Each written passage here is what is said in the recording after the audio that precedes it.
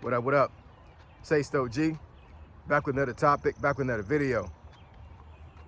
So the title of this video is gonna be, people are losing land over AI data centers or from AI data centers. So we're gonna talk about it. So admin notes, thanks again to all the subscribers that have subscribed to my channel. I endeavor to keep pushing the videos out to give you leverage to better sales. Let's get into it.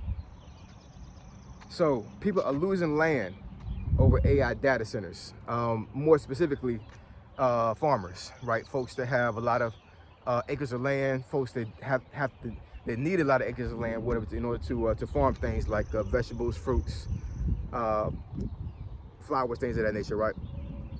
So I've seen some articles on data centers, and actually, as a preface to this, data centers are these big buildings that produce a lot of power, and these data centers are used to not necessarily leverage AI, but to produce a lot of computing power for AI generated software, if that makes any sense, right? So we all know that, well, at least most of us know that AI has been a very popular thing over the last, I would say, maybe like 2-3 years. Probably longer than that, you know what I'm saying? But there's been a lot of reports about AI and how it has improved over these few years. When it comes to Gemini, which is ran by Google, Claude, which is ran by, what is it ran by? I forget what it did. Anthropic. Yeah, Anthropic is the company that runs Claude, which is another AI engine. And then, of course, we have OpenAI with ChatGPT, right? So these things are popping up all over the place, man.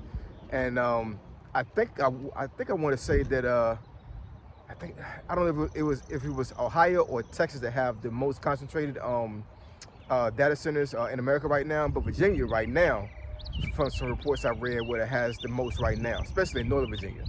I'm from Northern Virginia, at least I'm living here, right? So I've seen these things in person. I have not gone into a data center before in the conventional sense, whatever, but I've seen these buildings off the highway, and they're put in like some remote areas of Northern Virginia.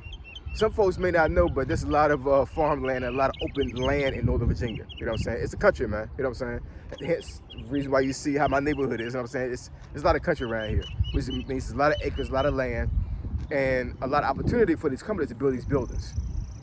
And one article I read, there's one, I don't know if it was in Texas or some other place, whatever. They said that one data center out there in that particular area is 5 miles on each side.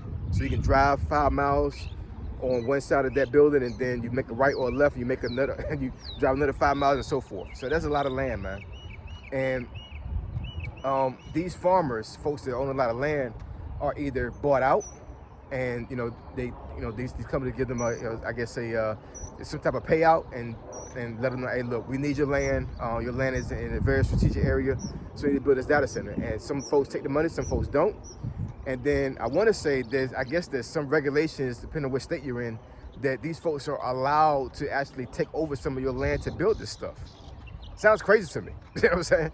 But I've seen this happen before, actually, when cities are trying to build roads or trying to extend roads out.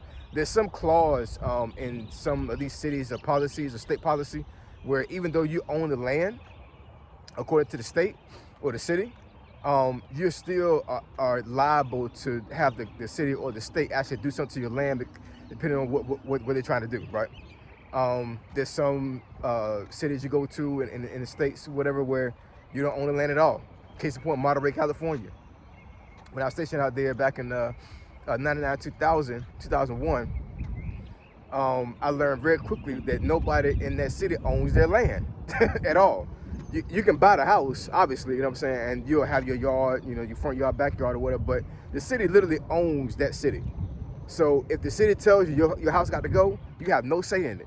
They'll just come there and be like, hey, I mean, I'm pretty sure they'll give you some type of, not severance, but, they'll give you some type of package or money package for your troubles, like, hey, we got to do this, we're sorry about your home, here goes some money, go ahead and move out. You know what I'm saying? So there are some places in the states that are like that. But if I was a farmer and these companies came to me and asked me to get rid of my land or take over some of my land, I think I would be pretty upset, you know what I'm saying? This is how folks make a living for themselves, farmers anyway. You know what I'm saying? So, it's not a good look at all. And I've seen a lot of videos where these council meetings, what do you call the not townships, what is it called, man? Town hall meeting. I've seen town hall meetings on video where these folks are absolutely livid that these data centers come in here. Data centers are not that environmentally safe, man. You know what I'm saying? Even though, I understand the AI has to be produced and controlled and leveraged, and it needs to grow, what I'm saying, to make people's lives a little bit easier. But these things they're not environmentally friendly at all, man. One report I saw that data centers can use up to 30 million gallons, I want to say a year, I think. And they don't use seawater. They use like the water that's actually, they use the city water.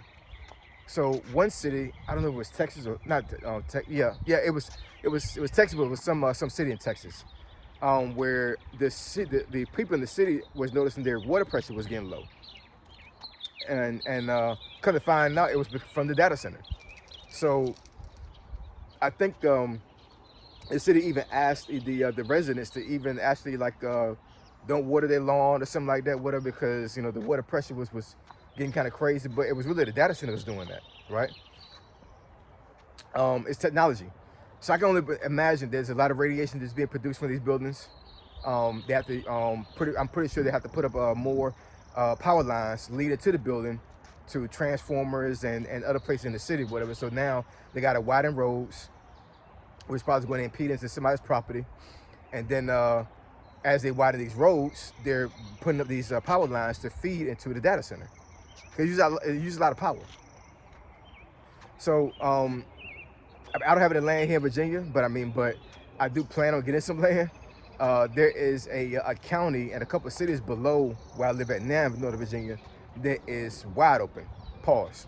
So in a couple of years, I've even actually suggested to my wife or whatever that we move from here and move a little bit further south. Once I get close to retirement for the second time, I wanted to get on some land, not farmland, but get a house possibly built and get about 5 acres. You know what I'm saying?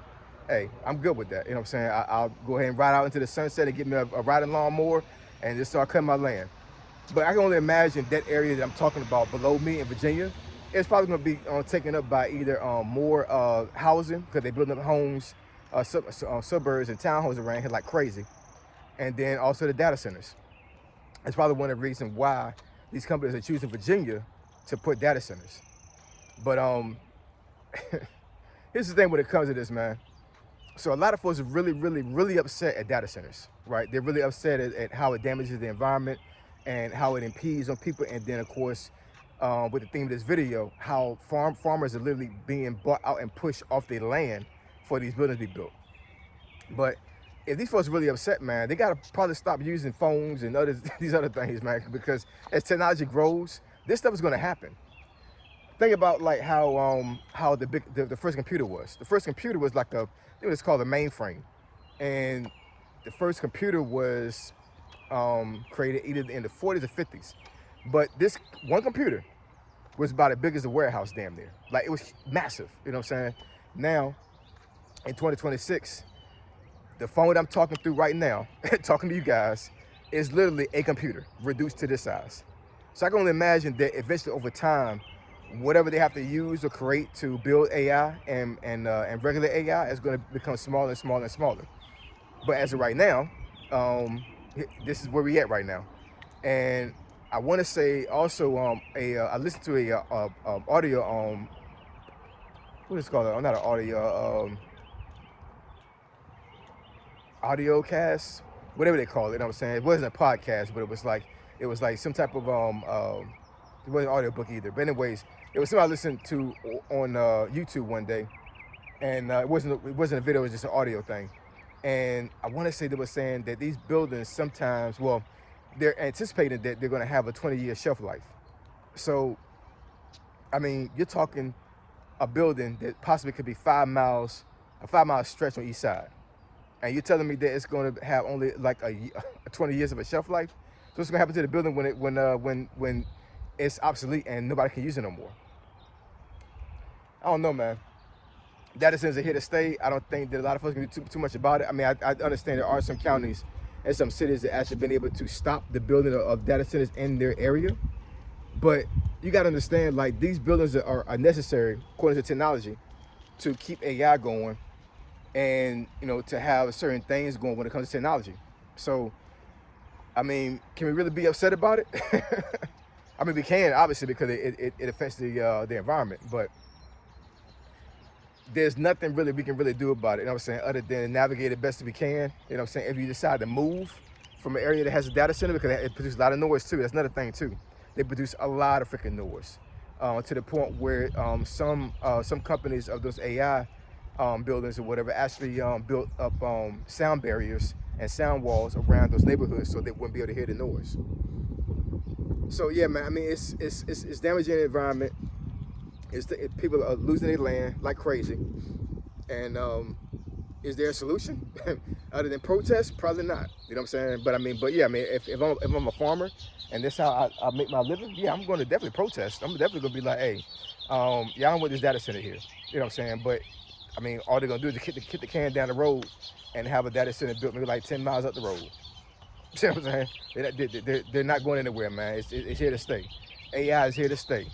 And it's taking over farmland, it's taking over folks' land in general, and obviously it's taking over people's jobs, you know what I'm saying? So, hey, all I can tell you is if you can't beat them, join them, you know what I'm saying? You know, Amazon is going to have a huge footprint in those data centers. And actually they're giving out, they're not giving out, but they're offering internships for you to learn how to actually work inside these data centers.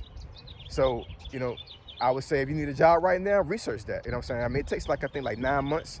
But of course, it's a IT job, and pays a lot of money, man. Pays a lot of money. You know what I'm saying? So, I mean, yeah, get with it, man, because these data centers here to stay, man. They're here to stay. They're not going anywhere. And if you really are upset about data centers, stop using AI. So I appreciate it. I love y'all. I'll catch y'all next video. Say so, G. Signing out. I'm gone.